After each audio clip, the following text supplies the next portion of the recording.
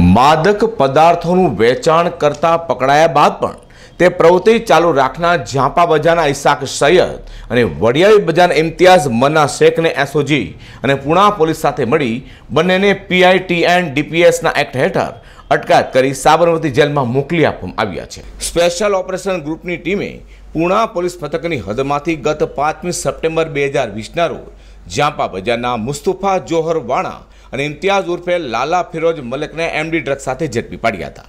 તેઓ પાસેથી લાખો રૂપિયાના MD ડ્રગ્સ પણ પોલીસે કબજે કર્યા હતા। આરોપીઓ પાસેથી કબજે કરેલા ડ્રગ્સ ઇશાક ઇબ્રાહિમ સૈયદ અને વરિયાળી બજારના ઇમ્તિયાઝ ઉર્ફે મના શેખે મંગાવ્યા હોય, જેથી તેઓની પણ પોલીસે ધરપકડ કરી હતી। જે ગુનામાં જામીન પર છૂટ્યા બાદ ફરી બંને આરોપીઓ ઇશાક સૈયદ અને ઇમ્તિયાઝ મનાએ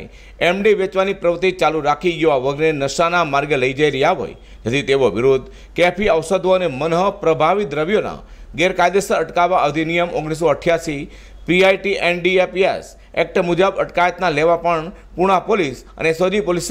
પોલીસ મહાનિર્દેશક CID ક્રાઇમ અને NDPS સેલ ગાંધીનગરમાં દરખાસ્ત કરતા તે દરખાસ્ત મંજૂર થતાં બંને આરોપીઓ ઇમ્તિયાઝ ઉર્ફે મના અને ઇશાક સૈયદને પકડી પાડી તેઓ સાબરમતી જેલમાં મોકલી આપ્યા હતા, જેને લઈને માદક પદાર્થ વેચનારોમાં આજે ફફડાટ વ્યાપી જવા પામ્યો છે। અઝર કુરેશી સાથે પ્રકાશવાળા।